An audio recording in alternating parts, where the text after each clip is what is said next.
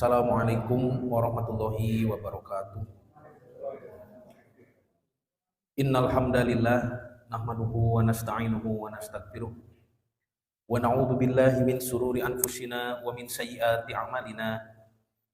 May yahdihillahu fala mudhillalah wa may yudlil fala hadiyalah. Asyhadu an la ilaha illallah wahdahu la syarikalah wa asyhadu anna Muhammadan abduhu wa rasuluhu alladzi la nabiyya ba'dah, amma ba'du.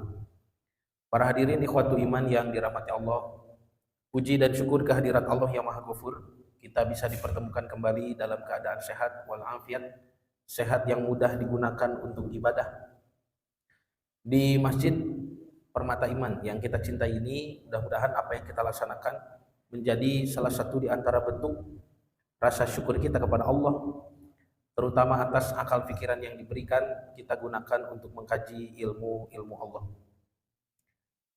Ikhwatul iman, bapak-bapak yang dirahmati Allah, hari ini 10 Muharram banyak yang saum, jadi banyak yang berbuka mungkin ya.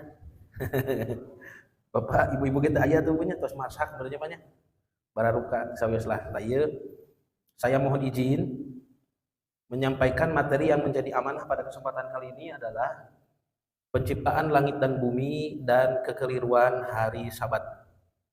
Materi ini dibuat untuk menjawab dua tuduhan, gitu Pak. Kenapa materi ini dibuat?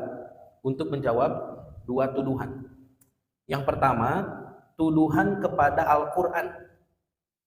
Ada orang yang mengatakan bahwa Al-Quran di dalam ayat-ayatnya ada yang bertentangan, yaitu tentang penciptaan langit dan bumi di surah Fussilat dan surah An-Nazi'at. Nanti kita baca Pak, di surah Fussilat Allah menyebut bumi dulu yang diciptakan, baru kemudian langit. Tetapi di surah An-Nazi'at Allah menyebut langit dulu, baru bumi, gitu Pak. Nah, ini ada misionaris Kristen biasanya atau orientalis barat yang mengatakan, oh ternyata Quran pun di dalamnya ada ayat yang bertentangan, gitu Pak. Nah, itu nanti insya Allah dijawab. Yang kedua, menjawab tuduhan kepada Allah Subhanahu wa Ta'ala bahwa di dalam akidah Yahudi, kenapa mereka libur hari Sabtu, hari Sabat, gitu banyak. Hari Sabtu, hari Sabat, karena menurut akidah Yahudi, Allah menciptakan langit dan bumi selama 6 hari dari Ahad sampai Jumat. Maka di hari ketujuh, hari Sabtu, hari Sabat, kata mereka Allah merasa kelelahan dan beristirahat. Nauzubillahi min daliknya, subhanahu wa ta'ala amma yasifun, maha suci Allah dari apa yang mereka tuduhkan. Nah, baik, kita mulai yang pertama tentang tuduhan kepada Al-Quran, gitu Pak. Bahwa Al-Quran di dalam ayatnya katanya ada yang bertentangan. Kita harus jawab. Baik itu menuduh Quran atau menuduh Allah. Yang kedua nanti, ini adalah dalam rangka mengamalkan hadis Nabi SAW, yang mana Nabi bersabda, ad-dinu an-nasihah. Agama itu adalah nasihah, bukan nasihat bahasa Indonesia ya. Kalau nasihat bahasa Indonesia di dalam bahasa Arab itu adalah mau'idhah. Yang dimaksud dengan an-nasihah dalam bahasa Arab itu seperti orang yang menjahit baju, gitu. Kalau bajunya sobek. Nah, Imam An-Nawawi menjelaskan nasoha rojulu thaubahu, yakni idha khotohu. Seseorang disebut menasihah bajunya kalau dia menjahitnya. Jadi nasihah itu Pak, membetulkan, gitu ya. Mengembalikan pada kondisi semula, diperbaiki, dikembalikan pada kemuliaannya, gitu Pak. Kalau baju sobek, nah dijahit itu dibetulkan, ditutup rapat kejelekannya, begitu ya. Nah, agama Islam ini adalah nasihat. Orang Islam itu harus melakukan nasihat, membetulkan, membela, ya, memperbaiki dan mengembalikan pada kemuliaannya. Itu kata Nabi. Lalu Nabi ditanya oleh para sahabat, liman ya Rasulullah, bagi siapa nasihat itu? Nabi menyebut 5 pihak. 1 lillah, untuk Allah. Berarti kalau ada yang menghina Allah, merendahkan Allah seperti ini, maka bapak ibu tidak boleh diam, harus menjawab, harus menjelaskan, menyampaikan, membela sampai nama Allah kembali pada kemuliaannya. Yang kedua kata Nabi, wali kitabihi, dan kepada Al-Quran. Artinya apabila ada yang menghina Quran, merendahkan Quran, Bapak Ibu kita harus jawab. Kita harus bela. Kita harus perbaiki tuduhan itu sehingga Quran kembali pada kemuliaan.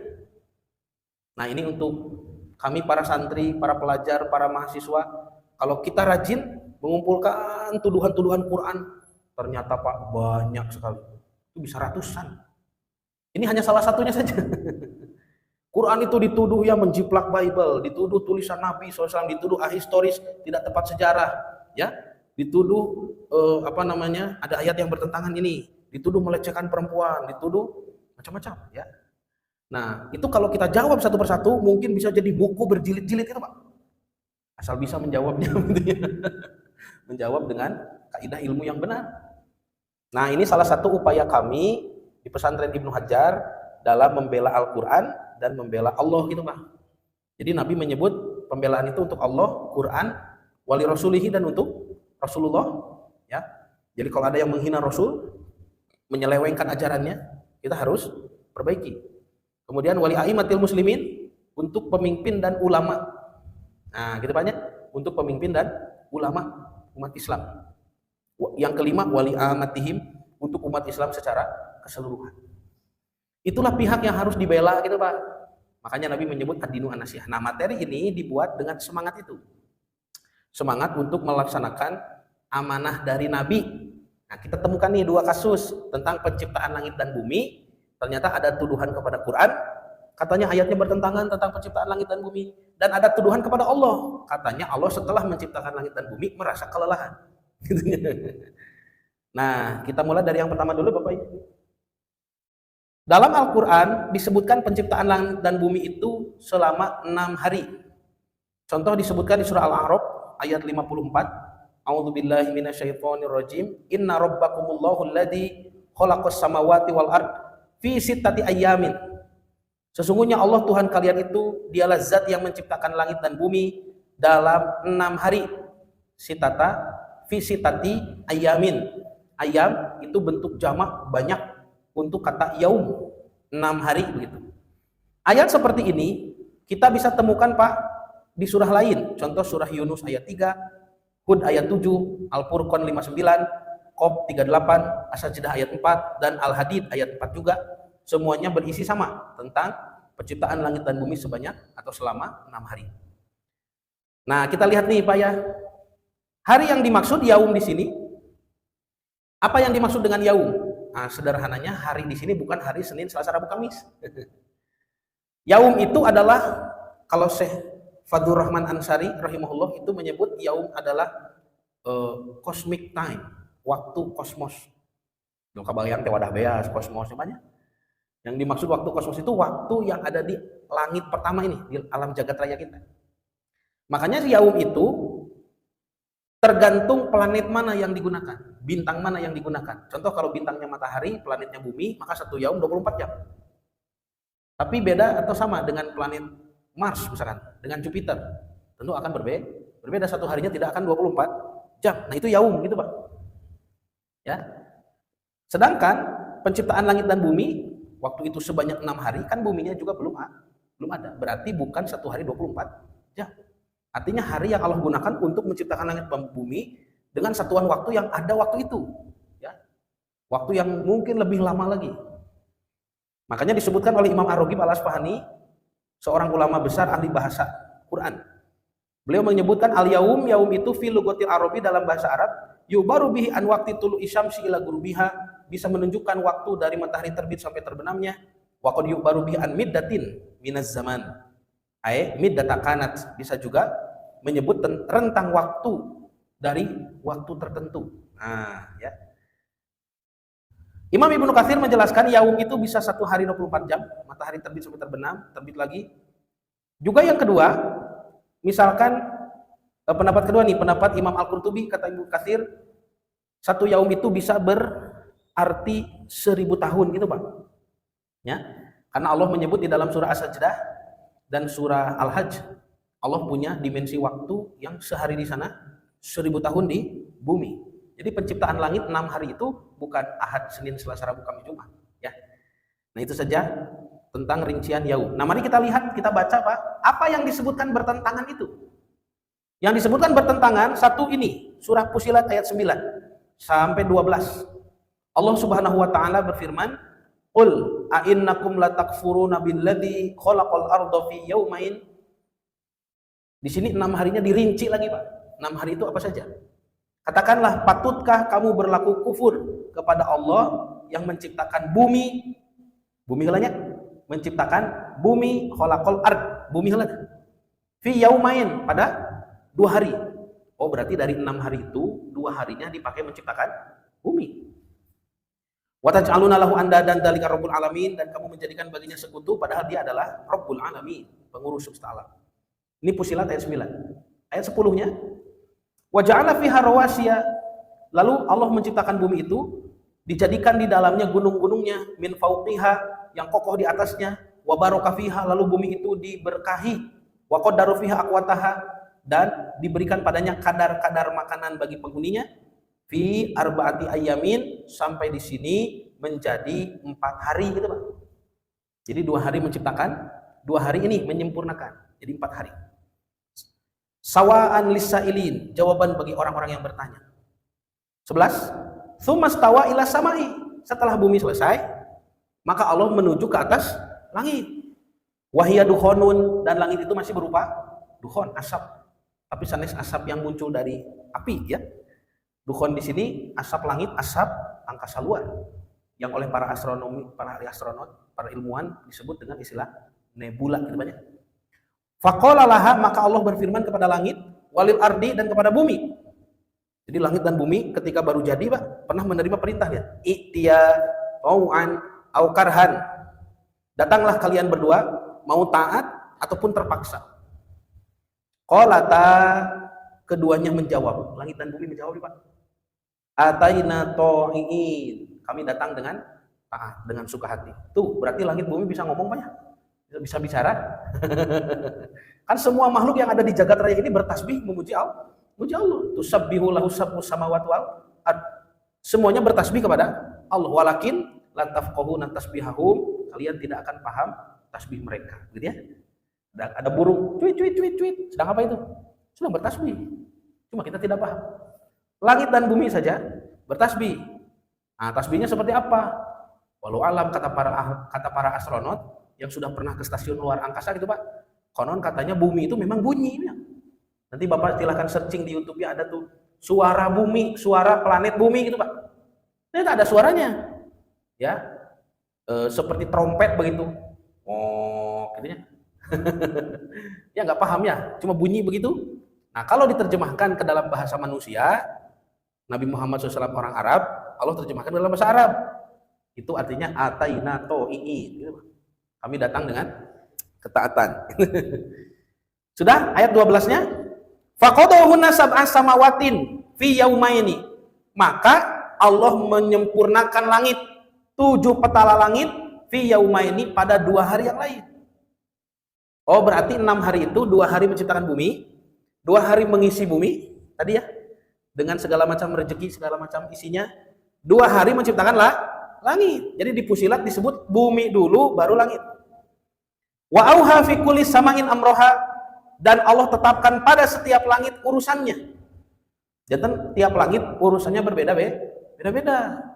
Wa zayyana sama'ad dunya bimasobi, dan kami hiasi langit yang paling rendah, langit dunia ini, langit pertama, bimasobi, dengan bintang-bintang, benda-benda langit. Artinya Bapak kalau sejauh mata memandang, sejauh teleskop ya menangkap gambar, kalau masih ada benda langit, berarti itu masih langit pertama. Nah, karena tiap langit beda-beda urusannya. Langit kedua beda lagi urusannya. Tidak ada benda langit di sana. Tidak ada bintang, bulan, matahari, planet, meteor, asteroid, ya, komet, tidak ada. Nabi SAW pernah masuk ke langit kedua waktu perjalanan Isra Mi'raj. Kata Nabi apa? Ketika aku mau memasuki langit kedua, Jibril mengetuk pintunya, meminta dibukakan begitu Pak. Maka ditanya dari balik pintu langit. Ada yang bertanya, "Man?" Siapa? Gitu. Lalu Jibril menjawab, ana Jibril. Ini hadisnya riwayat Bukhari banyak, sahih. Saya adalah Jibril, kata Jibril. Iftah, buka pintu langit. Kata yang bertanya, waman ma'aka, siapa bersama Anda? Kata malaikat Jibril, Muhammad, gitu Pak. Lalu ditanyakan lagi, hal bu'itha, apakah dia sudah diutus? Kata Jibril, na'am, waqad bu'itha, dan dia sudah diutus. Maka terbukalah langit kedua. Ketika Nabi masuk ke langit kedua, kata Nabi SAW, tidak ada satu jengkal pun di langit kedua, ya, kecuali di tempat itu ada malaikat sedang sholat. Itu beda urusannya Pak ya. Kalau langit kedua, malaikatnya sholat begitu. Itulah yang Nabi sabdakan kepada kita kalau Bapak sholat berjamaah di awal waktu. Lalu ucapan amin kita berbarengan dengan aminnya malaikat. Nah, malaikat itu, malaikat yang ada di langit itu. Maka diampuni dosa-dosa. Terus banyak. Nah, di sini Allah menyempurnakan 7 petala langit. Berarti dalam surah Fussilat, bumi dulu baru disebut langit penciptaannya. Mari kita bandingkan Pak, lihat nih. Dengan surah An-Nazi'at. Di sini disebut langit dulu. Baru bumi gitu Pak. Nah, lihat di sini ayatnya Allah sedang marah ya. Kan ujung ngambek ya Allah ya. Allah berfirman, "A antum asyaddu khalqan amis sama'u banaha?" Apakah kamu hai manusia yang lebih sulit penciptaannya ataukah langit? Langit sakitu ribuan tahun Pak. Rumit penciptaannya, taat tadi kepada Allah ya. Ataina tongiin, kami datang dengan taat. Ini manusia dari air yang hina. Jadinya tidak lama, 9 bulan. Kondisinya lemah. Ya banyak. Dia berani menentang Allah, cobi. Makanya Allah marah nih. A antum asyaddu khalqan amis sama'u banaha? Apakah kamu yang lebih sulit penciptaannya ataukah langit yang kami bangun? Rafa'a samkaha fasawwaha, kami tinggikan langit itu, kami luaskan dan sempurnakan. Wa aghtasa lailaha wa akhraja duhaha, kami gelapkan malamnya dan kami keluarkan cahaya paginya, terang. Langit hanya disempurnakan. Lalu Allah berfirman, wal ardo ba'da dzalika dahaha. Dan setelah itu kami menghamparkan bumi, dan bumi setelah itu kami hamparkan. Kumata Pak? Yaitu akhraja minha ma'aha wa mar'aha. Kami keluarkan dari bumi itu airnya dan tumbuh-tumbuhannya. Wal jibala arsaha, dan gunung-gunungnya dipancangkan. Mata'an lakum wa li'an'amikum, ya, sebagai kesenangan untukmu dan untuk binatang-binatang ternakmu. Jadi air, tumbuhan, pohon, buah, sayur, semua yang tumbuh itu bukan hanya untuk manusia banyak, tapi juga untuk hewan ternak kita. Makanya kalau ada di satu negara penduduknya kafir, durhaka, tapi masih hujan, masih ditumbuhkan pohon-pohonan, itu mungkin bukan untuk manusianya. Panginten dihujankan sote, kange domba gitu. Tapi kan manusia rakus banyak, dimakan semuanya ya. Nah, boleh tidak? Ya, makanya harus keluar zakat ya kalau kita berkebun. Nah, keluarkan zakatnya bersih. Kenapa? Bukan semuanya untuk kita. Nah, Bapak Ibu lihat nih, berarti kalau disimpulkan ya, di surah Fussilat Allah menyebut penciptaan itu bumi dulu, baru langit. Sedangkan di surah An-Nazi'at Allah menyebut langit dulu, baru bumi. Kumaha tuh? Bertentangan tidak Pak? Cobi Pak, bertentangan tuh. Berarti Quran lepat atau kumaha? Quran lepat? Bagaimana kalau jawaban para sahabat ditanya begini? Bertentangan tidak? Sahabat pasti menjawab tidak. Cuma saya belum paham gitu Pak. Nggak mungkin Quran bertentangan kan? Tidak mungkin. Itu iman para sahabat. Apalagi sahabat paling hebat iman itu sahabat Abu Bakar As-Siddiq kan? Bagaimana ketika Abu Bakar melihat Nabi diolok-olok, dianggap berdusta, pergi Isra Mi'raj itu Pak. Betul ya? Abu Bakar mengeluarkan kata-katanya yang hebat tuh, yang terkenal sampai sekarang. Wahai kaum Quraisy, kalaulah di depanku ada tembok hitam pekat, lalu Muhammad menyebut tembok ini berwarna putih, maka aku akan dustakan mataku dan membenarkan Muhammad. Coba. Eta Abu Jahal dugi ka tepok jidat Pak. Bade kumaha deui mangaruhan jalmi iman siga kitunya. Tembok hideung wae ku Nabi disebatkeun bodas Pak. Ya. Bade nurut Abu Bakar nya bodas gitu kan. Harus ini hideung. Nah, itu keimanan sahabat, Pak.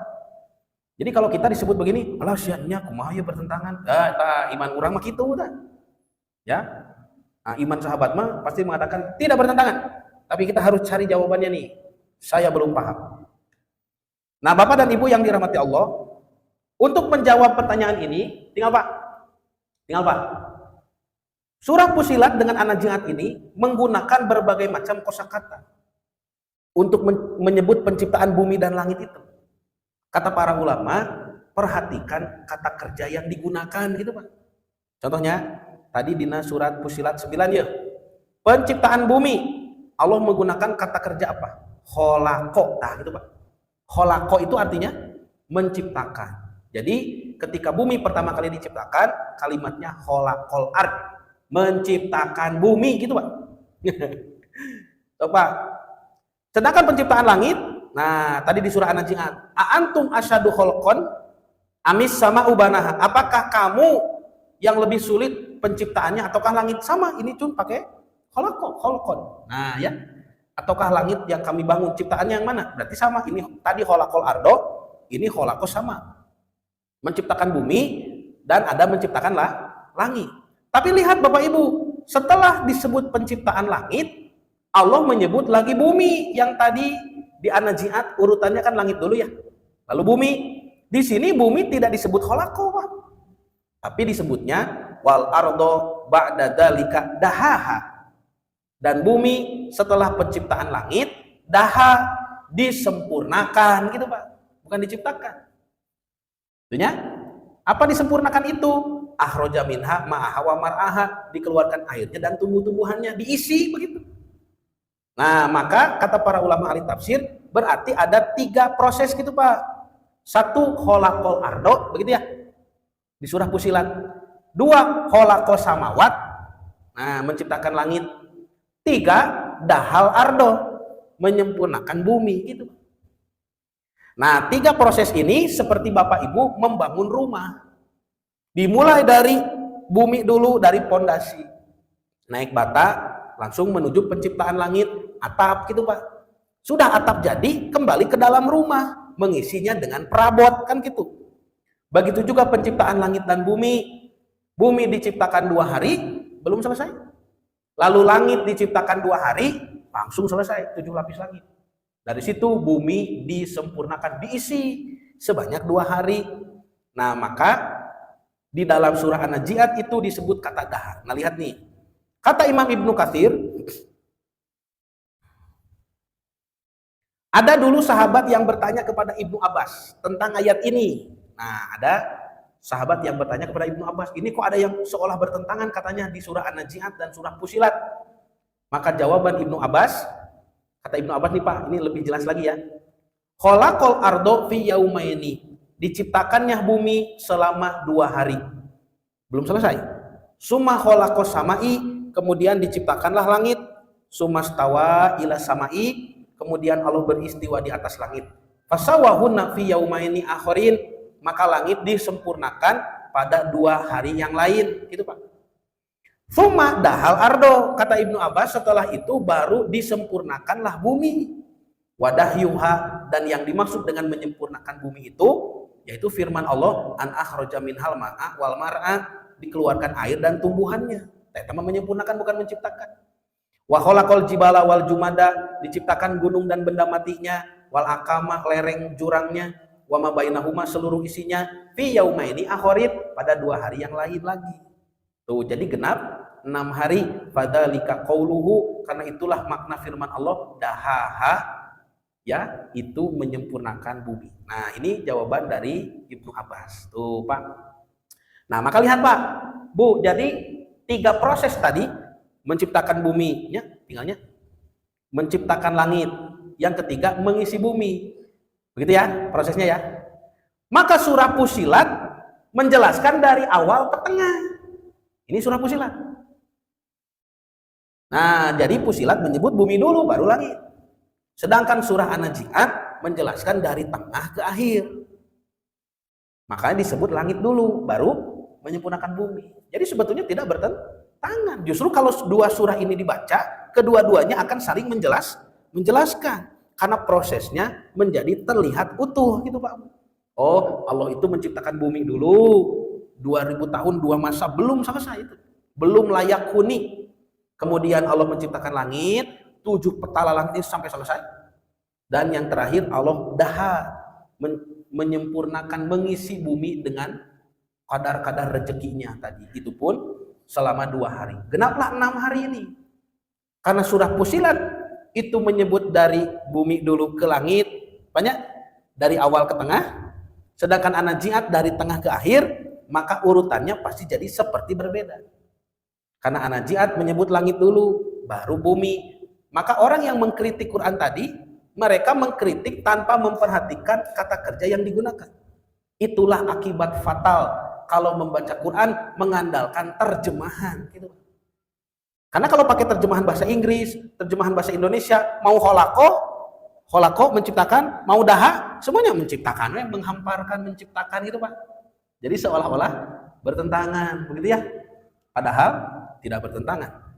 Nah, maka kesimpulannya dari keterangan Ibnu Abbas radhiyallahu anhu tadi ya, juga dari para ulama ahli tafsir tadi, bahwasanya 6 hari penciptaan langit dan bumi itu, yaitu Allah menciptakan bumi 2 masa, belum sempurna dan belum ada isinya. Kemudian setelah itu Allah menciptakan semua langit, 7 petala langit dalam 2 masa, langsung selesai langit. Dan terakhir Allah mengisi bumi dengan segala macam isinya, airnya, tumbuhan, gunung, benda-benda lainnya juga dalam 2 masa, sehingga genap semuanya menjadi 6 masa, gitu ya. Jadi di dalam Quran itu ayat tentang penciptaan langit dan bumi justru tidak bertentangan, tetapi malah saling menjelaskan. Karena orang yang tidak paham apa yang dimaksud dengan ayat-ayat di surah Fussilat dan An-Nazi'at itu pasti melihatnya bertentangan. Padahal surah Fussilat menjelaskan dari awal ke tengah, sedangkan surah An-Nazi'at dari tengah ke akhir, gitu Pak.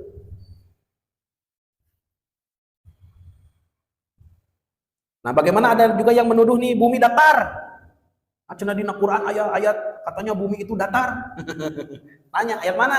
Itu katanya Al-Baqarah ayat 22. Wal alladzi ja'ala lakum ardo firasya. Dialah Allah yang menjadikan bumi bagi kamu hamparan gitu Pak. Ya kan bumi itu cenah siga sajadah. Makanya muncul teori flat earth gitu banyak. Bumi datar. Kalau ini gampang saja Pak sebetulnya. Saya baca di beberapa kitab tafsir, ternyata para ulama ahli tafsir tidak ada yang berkesimpulan bumi datar. Kenapa? Karena di ayat ini ada kata lakum. Nah, lakum itu apa artinya? Bagi kalian, gitu Pak. Dialah Allah yang menjadikan bumi bagi kalian. Itu bumi seperti hamparan. Jantan ngampar datar teh kanggo saha? Keur urang. Di sini sedang menyebutkan bentuk bumi tidak? Tidak.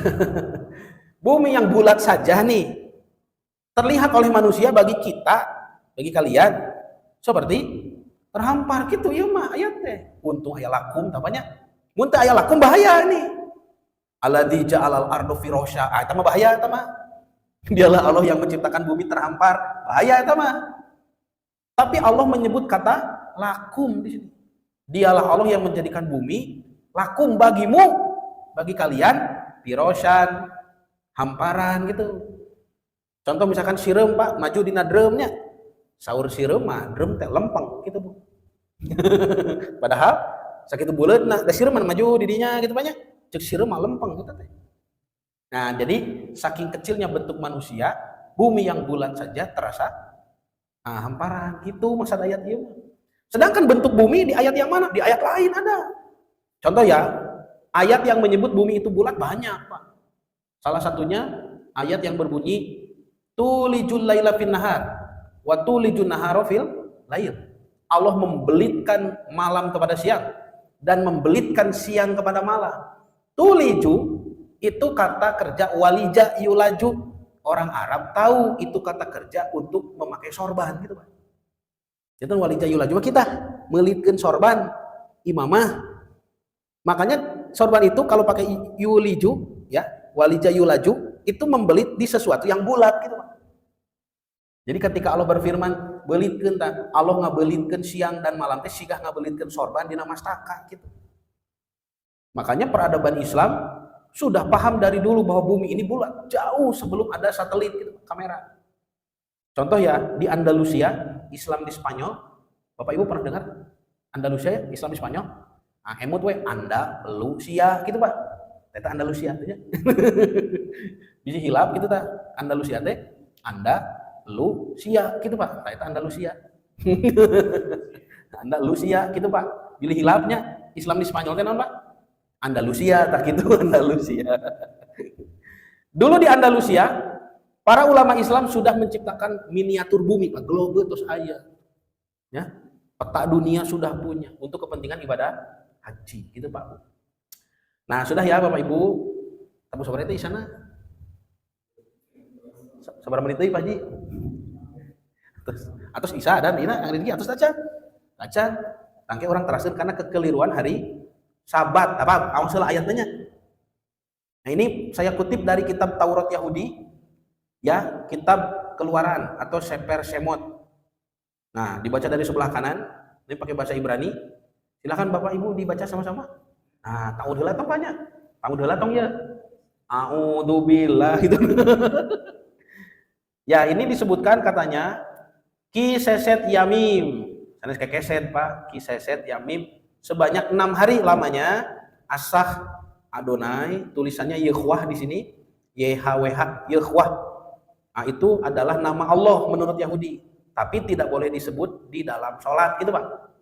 Kalau di luar sholat mereka menyebutnya, kalau tulisan ini muncul, Adonai, semacam apa? Artinya Tuanku begitu ya. Ethas Samayim, Allah menciptakan langit-langit, as-samawat gitu Pak, di Quran mah, di Taurat mah Samayim. Be'et ha'aretz, dan menciptakan bumi. Aretz itu kalau bahasa Arab al-ard. Betul ya? Bahasa Inggrisnya apa? Earth. Ah, eta kenehnya. Bahasa Arabnya al-ard, bahasa Inggrisnya earth, bahasa Ibraninya aretz. Ah, sami. Jadi selama 6 hari Allah menciptakan langit dan menciptakan bumi. Fubayom hasabi'i, maka di hari yang ketujuh, hari Sabtu, Sabat bayin nafas, Tuhan berhenti untuk beristirahat gitu. Jadi menurut keyakinan Yahudi, Allah teh capek di hari ketujuh teh, bade healing, dipesel ya. Makanya Yahudi pun libur gitu Pak, hari Sabtu begitu asal usulnya. Ya kurang ajar sekali nih ya. Memangnya Allah teh tukang kuli bangunan. Nah, nanti Bapak Ibu akan menemukan banyak ayat di dalam Quran yang menjawab ini. Yang paling ngeri itu surah Qaf. Surah Qaf ayat 38 Allah menjawab ayat ini. Kan ini keyakinan Yahudi ya. Dulu kan Nabi Muhammad SAW di Madinah, sudah banyak Yahudi Madinah. Maka mereka libur hari Sabtu, itu Nabi lihat. Kan Nabi hari rayanya Jumat dengan para sahabat. Mereka Sabtu, itu Nabi tahu. Nah, maka ada dialog antara Yahudi-Yahudi yang ramah. Kan ada Yahudi itu macam-macam Pak ya. Yahudi itu ada yang sombong, dilaknat. Ada yang juga bingung. Ya, ini Muhammad itu nabi yang benar atau bukan? Nah, itu didakwahi. Ada yang sudah sangat taat ya kepada nabi. Dia bayar pajak begitu. Nabi beli gandum di warungnya. Ada itu. Ya. Nah, maka terjadi banyak dialog antara sahabat dengan orang Yahudi. Ditanyakan kepada mereka, apa penyebab kalian libur hari Sabtu? Ini jawabannya. Karena di hari Sabtu katanya Allah merasa kelelahan. Nauzubillah min dzalik. Makanya nanti turun firman kepada Nabi Muhammad SAW. Wah, ngeri Pak firmannya ini, surah Qaf. Nah ini disebut oleh Allah seperti ayat di dalam Taurat tadi. Walaqad khalaqnas samawati wal ard. Betul Muhammad, sungguh kami menciptakan langit dan bumi. Wa ma bainahuma, dengan isinya, fi sittati ayamin, sebanyak 6, selama 6 hari. Lalu Allah mengatakan, wa ma massana min lugubin, dan kami tidak merasa lelah sedikit pun. Ngeri banyak dijawab oleh Allah. Ya. Kenapa Allah harus menyebut wa ma massana min lugubin? Dan kami sedikit pun tidak merasa lelah. Nah, ada kalimat seperti ini karena waktu itu beredar, itu gosip akidah Yahudi tadi. Katanya Allah itu menciptakan 6 hari, dari Ahad, Senin, Selasa, Rabu, Kamis, Jumat, Sabtuna istirahat, dipeuseul heula gitu. Bukan saha nu meusel. Ya, makanya kami pun libur hari Sabtu gitu sorry Yahudi teh. Ya. Nah, tapi Al-Qur'an turun kepada Nabi menjawab itu semua ya. Surah Qaf 38. Terus ada apanya? Terus ada beri kumaha? Terus tuang tacan Bapak tacan buka ya bisi tacan buka kumaha? Nah, tos salat Isya atos wae. Teraskeun mah. Coba pati bisi aduh salatri eta can tua. Teraskeun tong hari ini. Diteraskeun. Oh ya siap. Bisi we mun uing atau. Baik, kita tutup dulu ya, Pak. Alhamdulillahirabbil alamin. Asyhadu an la ilaha illallah wahdahu la syarikalah wa asyhadu anna Muhammadan abduhu wa rasuluhu alladzi la nabiyya ba'dah. Amma ba'du. Bapak Ibu yang dirahmati Allah, pada sesi pertama tadi kita sudah membahas dua tuduhan ya kepada Al-Quran dan kepada Allah. Tuduhan kepada Quran bahwa katanya ada ayat yang bertentangan tentang penciptaan langit dan bumi di surah Fussilat dan An-Nazi'at, sudah dibahas tadi. Jawabannya, kesimpulannya tidak bertentangan, tetapi saling menjelaskan justru ya, apakah bumi dulu atau langit dulu yang diciptakan. Yang kedua juga tuduhan kepada Allah Subhanahu wa taala mengalami kelelahan. Ya, ini adalah salah satu akidah dalam agama Yahudi, disebutkan di dalam kitab Taurat, tadi kita sudah bahas, dan Allah menjawabnya di surah Qaf ayat 38. Nah, sekarang masuk ke surah mohon maaf, ini At-Taubah ya.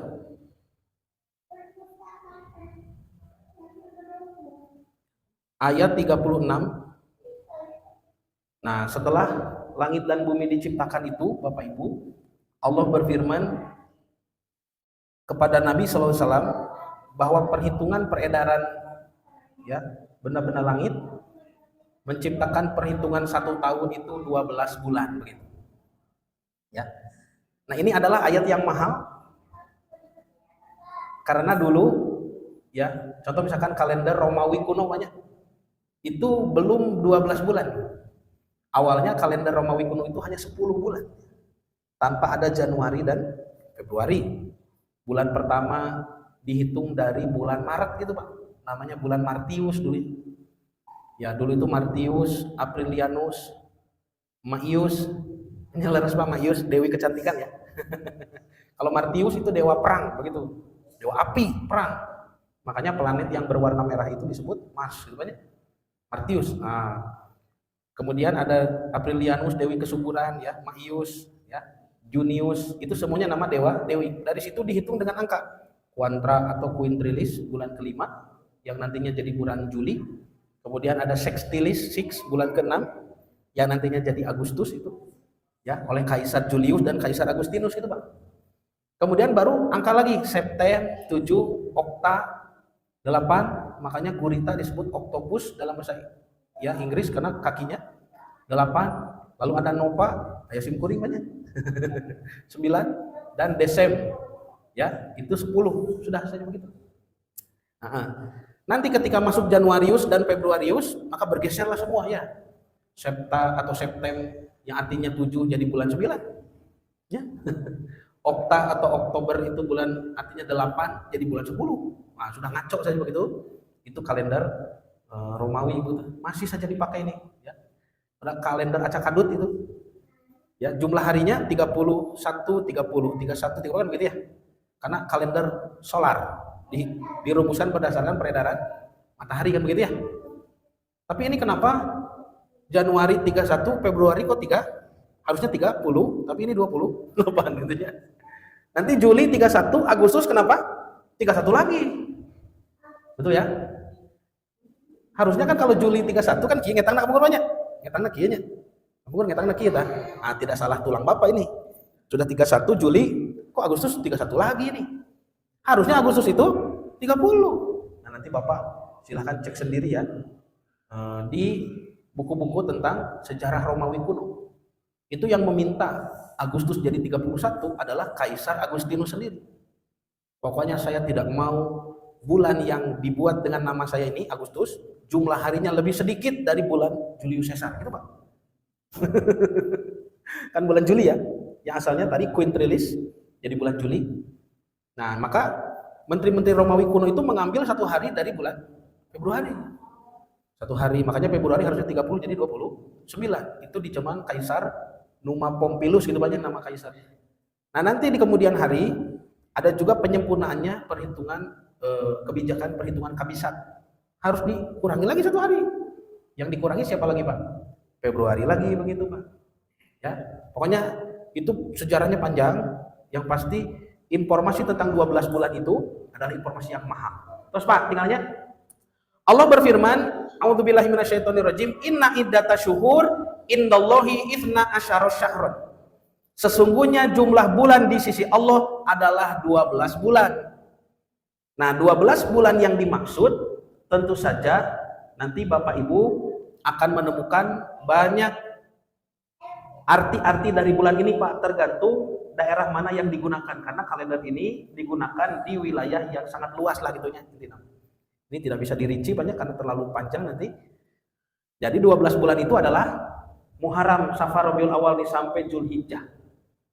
Nah, Bapak Ibu lihat nih, catatan para ulama ahli sejarah tentang bulan-bulan Muharram ini, kalender lunar dirumuskan berdasarkan peredaran bulan. Yang pertama, Nabi Shallallahu Alaihi Wasallam tidak pernah mengenal tahun yang dihitung dengan angka gitu, Pak. Ya, jadi Nabi tidak pernah mengenal tahun yang dihitung dengan angka begitu. Contoh nih, kalau ditanya ya, kapan Nabi lahir? Tahun berapa? Kalau pakai kalender Muharram Safar ini, Pak, Nabi lahir tahun? Nggak ada angkanya kan? Justru yang muncul malah nama gajah, gitu ya? Betul? Nabi lahir Amul Fil, tahun gajah. Kok yang muncul malah gajah?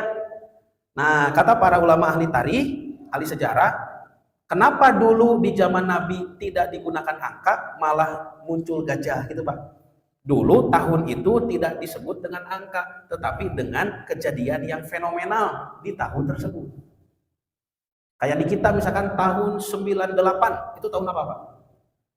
Tahun Krismon. Krisis moneter banyak.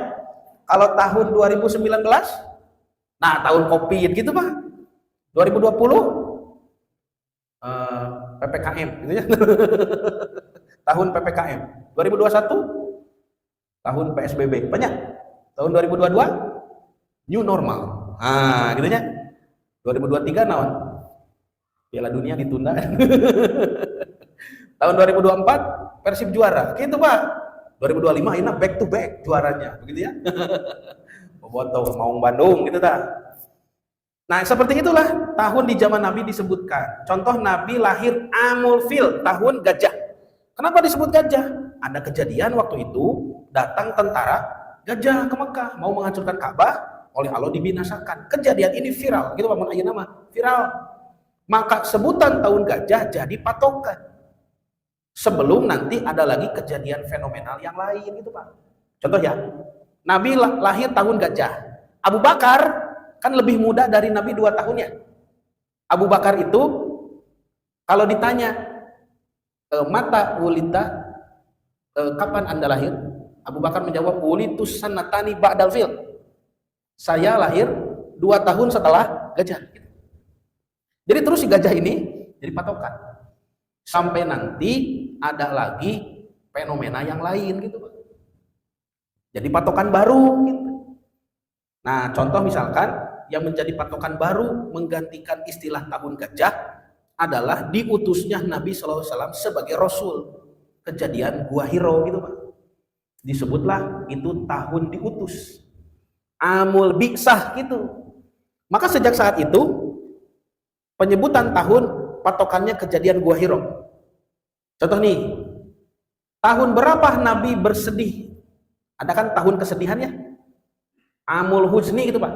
Tahun kesedihan. Siti Khadijah wafat, Abu Thalib wafat, uaknya Nabi ya. Sudah seperti bapak sendiri ini.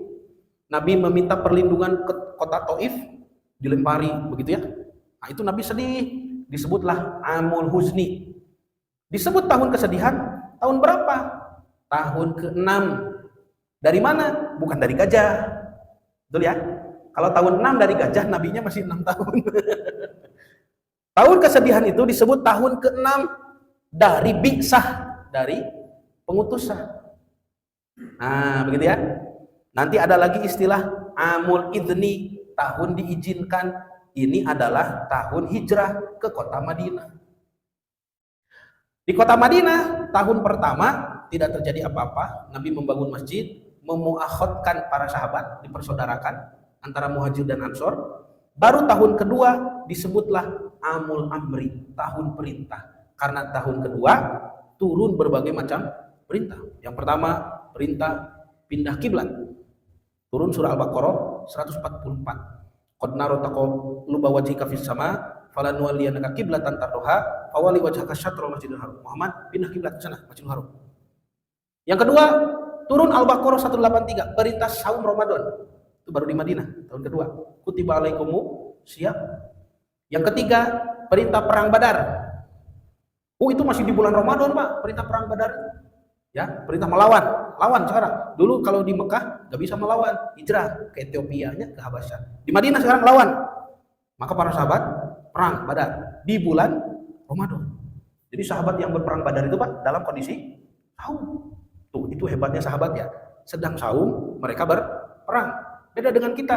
Kalau kita sedang saum itu mirip korban perang. Nah, seperti tadi ya, saum 10 Muharram ada yang saum.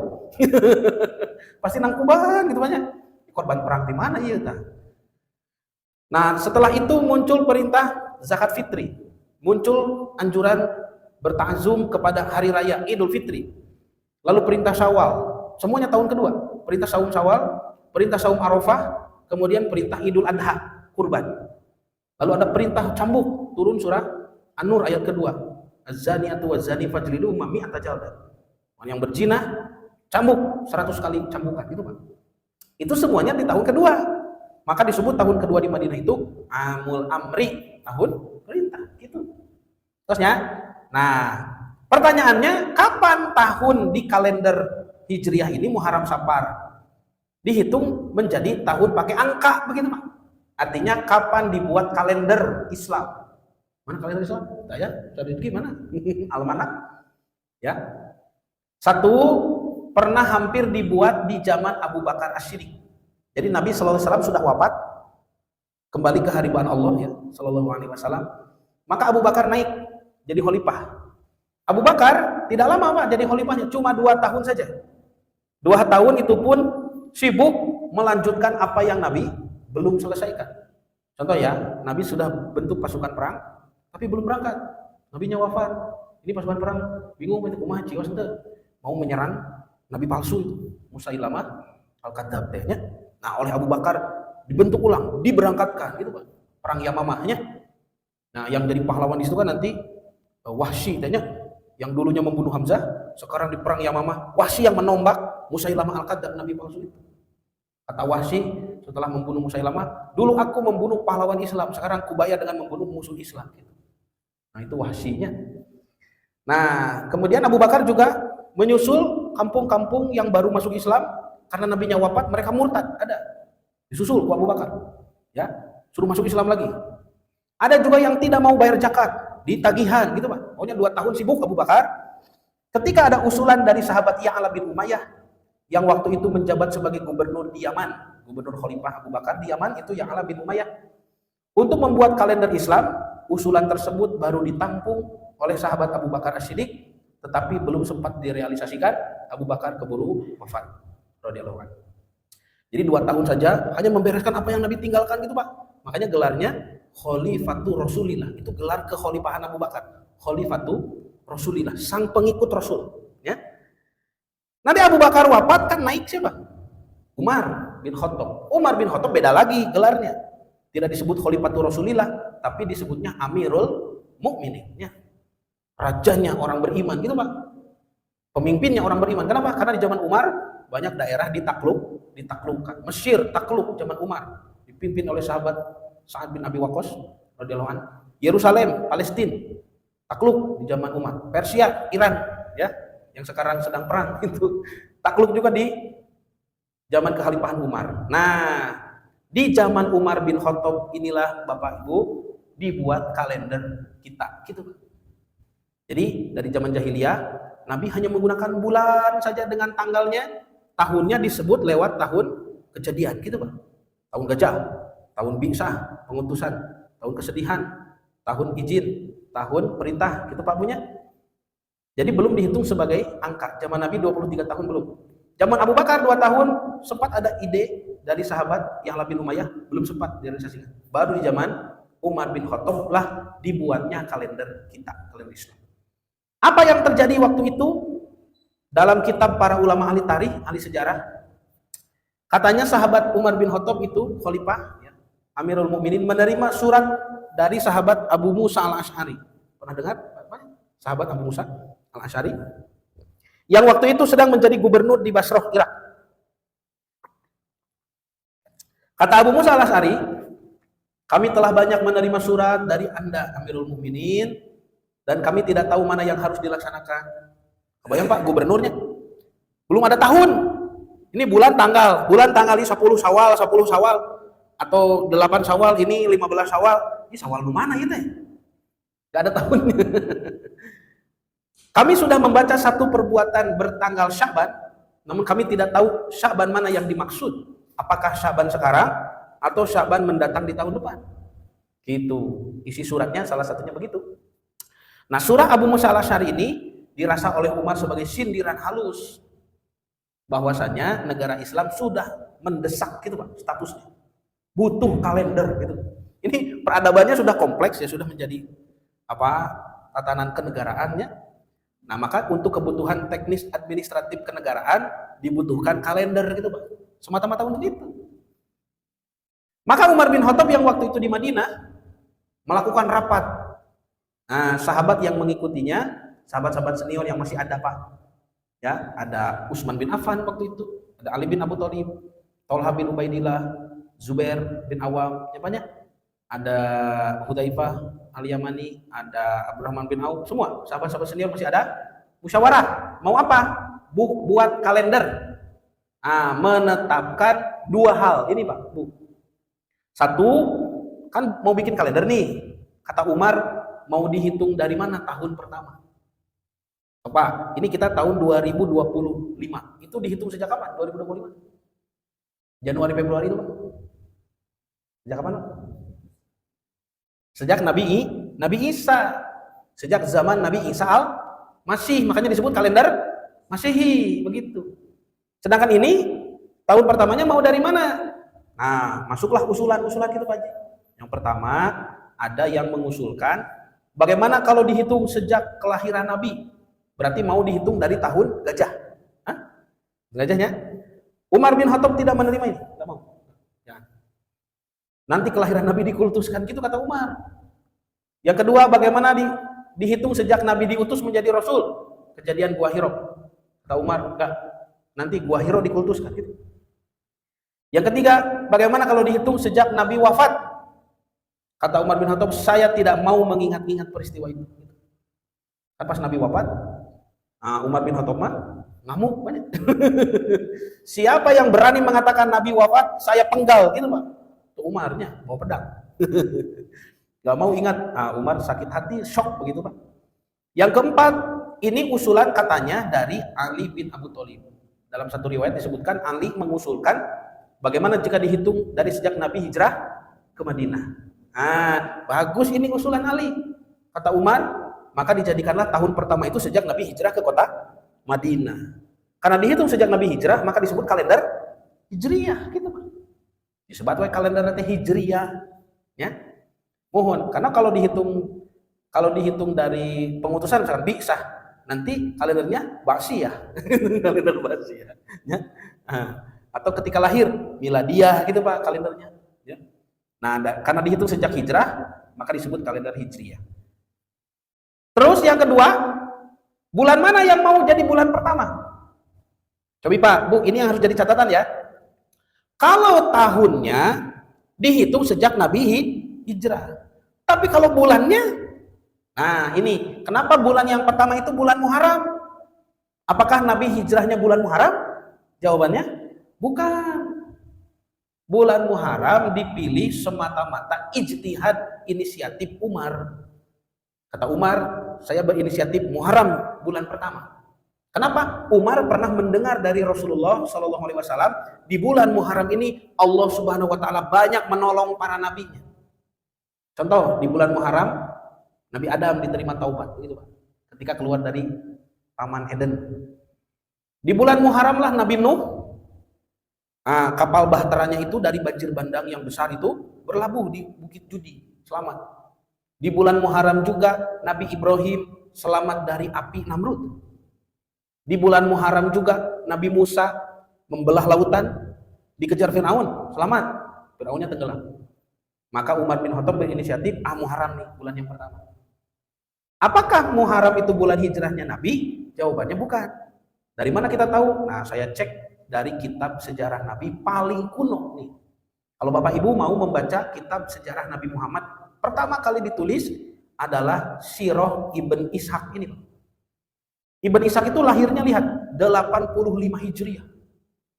Jadi ketika beliau lahir mungkin ada sahabat yang masih hidup.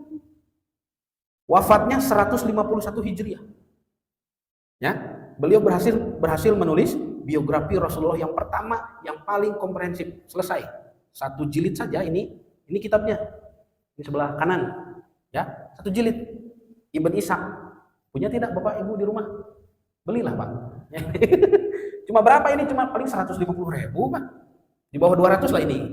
Belilah Pak, masa tidak punya ya? Kitab biografi Rasulullah tertua gitu Pak. Cuma ini di dalamnya Arab gundul begitu. Gak ada Arab jabrik. Tapi nanti carikanlah yang ada terjemahannya tidak. Kalau ada, ya Bapak Ibu beli terjemahannya saja. Yang kedua, misalkan Tarikh At-Tabari, ini juga lumayan kuno ya. Sebetulnya setelah Ibn Ishaq ada lagi Tarikh Ibn Hisham, muridnya Ibn Ishaq. Tapi kurang terkenal. Yang terkenal selanjutnya adalah Tarikh At-Tabari. Ini beliau tahun 224 Hijriah gitu Pak. Ya. Sebanyak 6 jilid dari penciptaan langit dan bumi, Nabi Adam sampai Nabi Muhammad sallallahu alaihi wasallam, 6 jilid nih. Saya punya di rumah ya, 6 jilid ini Pak. Tapi tidak dibawa karena takut dipinjam Bapak. Nah, kita tengok Pak di 2 kitab ini saja ya. Kapan sebetulnya Nabi hijrah? Menurut Imam Ibn Ishaq dan Imam At-Tabari, Nabi hijrahnya bukan di bulan Muharram, tapi di bulan Rabiul Awal. Nah, Rabiul Awal. Ceritanya begini, sebelum sampai di Madinah, waktu itu Madinah masih bernama Yasrib, Rasulullah singgah di Kuba pada hari Senin, 12 Rabiul Awal, tahun ke-13 dari kenabiannya. Kan Nabi di Madinah itu 13 tahun, banyak disiksa. Ini kalau dihitung pakai ilmu falak, pakai ilmu astronomi Islam, bisa dihitung Pak, dikonversi kepada Masehi. Nah, ada rumusnya ini. Bertepatan dengan 24 September tahun 622. Itu Nabi hijrah. Ya. Waktu duha, jam 8 sampai jam 9 Nabi sedang di perjalanan, tiba-tiba Nabi singgah di keluarga Bani Amr bin Auf selama 4 hari. Senin ya. Senin, Selasa, Rabu, Kamis sampai hari Kamis Nabi membangun masjid pertama yang disebut dengan Masjid Kuba. Nah, Bapak Ibu kalau umroh haji pasti singgah ya ke Masjid Kuba. Besoknya hari Jumat 16 Rabiul Awal, Nabi melanjutkan ke perjalanan ke kota Madinah. Sudah dekat. Kalau Bandung itu seperti Cimahi gitu Pak. Terus di Cimahi Kuba artinya hanya 4-5 kilo saja. Maka di perjalanan ketika sudah mau ke Madinah, turun perintah sholat Jumat gitu Pak. Yaitu surat Al-Jumu'ah ayat 9. Ketika Nabi di Batni Wadin, lembah sekitar Madinah milik keluarga Banu Salim bin Auf. Kalau tadi Amr bin Auf, ini Salim bin Auf. Bersaudara ini. Salim bin Auf protes, "Ya Rasulullah, kenapa Anda tinggal di Amr bin Auf di sana tapi tidak tinggal di kami? Wayahna tak kedah di kami kayak gitu." Pasirik-sirik ya, sisirikan. Maka Nabi untuk mengobati Banu Salim bin Auf ini yang iri begitu ya. Karena Nabi singgah di sana 4 hari di Kuba, Nabi sholat Jumat bersama mereka. Inilah sholat Jumat pertama kali dalam sejarah Islam dilakukan ketika Nabi sedang hijrah gitu Pak. Turun surah Al-Jumu'ah 9-nya, "Idza nudiya li sholati yaumil jumu'ati fas'au ila dzikrillah wa dzarul bait." Berarti di Mekah ada Jumatan tidak? Tidak ada. Ya, di Mekah hari Jumat waktu duhur, sholat duhur saja. Itu pun setelah Isra Mi'raj. Setelah ada perintah sholat 5 waktu. Sebelumnya ya tidak ada sholat siang. Sebelum Isra Mi'raj kan sholat itu sholat malam saja dengan surah Al-Muzammil. Qumil laila illa qalilan nisfahu aw inqus minhu qalilan wa ratilil qur'ana. Tartilah, mau tengah malam atau sedikit sepertiga malam, bacalah Quran di waktu itu, perintah sholat malam. Nah, ini sholat Jumat yang pertama. Sudah Pak? Bisa Bapak cek dalam kitab Tarikh At-Tabari tadi, jilid pertama halaman 571.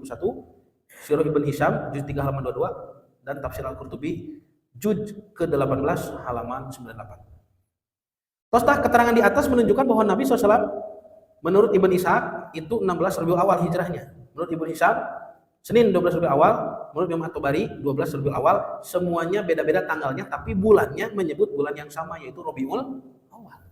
Kalau Umar bin Khattab ingin bahwa tanggal pertama di bulan di kalender Islam itu memperingati hijrah Nabi, harusnya bulan pertama Rabiul Awal. Karena Umar tahu Nabi hijrahnya kapan. Kan Umar juga hijrah. Beda hari saja. Beda hari sama bulannya. Kalau Nabi dan Abu Bakar menyelamatkan diri ke jalan yang tidak banyak dilalui orang. Karena Nabi dan Abu Bakar karakternya mirip, orangnya lembut. Tidak suka berantem begitu, Pak. Tapi kalau Umar mah mau hijrah itu dia tawaf dulu di Ka'bah. Di depan Abu Jahal begitu. Abu Jahal, Abu Lahab, Abu Sufyan, ini musuh Nabi dulu kan? Trio abu-abu ya. Ya, Abu Lahab, Abu Jahal, Abu Sufyan gitu. Lalu Umar bawa pedang begitu di hadapan Abu Jahal mengatakan siapa yang mau menjandakan istrinya gitu. Siapa yang mau meyatimkan anaknya? Siapa yang mau ditangisi orang tuanya? Saya mau hijrah kata Umar.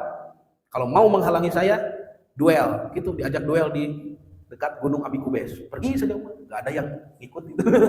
Tak ada nuturkan. Gagah banyak Umar. Cari cing Abu Jahal gitu, Pak. Ada tong diturutannya pami bapak nuju ngamuk di kantornya. Siapa yang mau menjandakan istrinya? Jangan begitu. Nah, maka Umar bin Khattab memilih Muharram gitu, Pak. Sebentar ya. Nah ini. Sebagai bulan pertama, 1 Muharram itu inisiatif Umar bin Khattab. Dengan demikian, maka antara permulaan hijrah Nabi dan permulaan kalender Islam sesungguhnya terdapat jarak sekitar 82 hari. Jadilah kalender nih, tahun pertama disebut dari tahun Hijriah, dari tahun hijrah Nabi, bulan pertamanya inisiatif Umar bulan Muharram.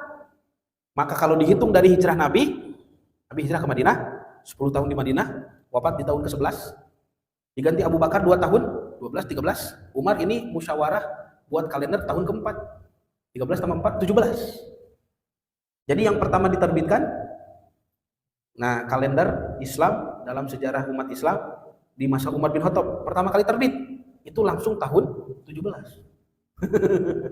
Karena tahun pertamanya sudah lewat kan ya, sudah hijrah Nabi. Nah, latar belakang Umar membuat kalender semata-mata untuk kebutuhan teknis administratif kenegaraan, tidak ada kaitan dengan masalah peribadahan sebetulnya ya. Nah, ini saya kutip dari makalah Profesor Dr. Thomas Jamaluddin, guru kami dalam bidang astronomi dengan judul Konsistensi Historis Astronomis Kalender Hijriah. Nah, kemudian setelah terbit, launching nih kalender Islam tahun 17. Tidak ada seremonial apapun. Ya, Bapak. Ini 1 Muharram jadi dirayakan begini sejak kapan? Saya cari begitu, Pak, Bu. Ya mari kita cari ya. Silakan bantu Bapak Ibu. Saya nggak temukan tuh. Di kitab yang paling kuno, Ibn Ishaq, Ibn Hisham, Tarikh At-Tabari, di kitab-kitab tafsir, nggak ada tuh. 1 Muharram tahun baru Islam. Ya. Nah, maka Umar bin Khattab pun tidak melakukan apa-apa, tidak ada. Nah, baru saya temukan itu, dicari di kitab mana-mana tidak ada, saya temukan baru di koran Pikiran Rakyat. Oh, ada di koran nih, Pak. Katanya ya, kenapa jadi hari nasional 1 Muharram itu? Ya, jadi libur. Itu peringatan tahun baru Islam setiap 1 Muharram. Kenapa jadi kalender nasionalnya itu? Baru dimulai sejak tahun 70-an katanya.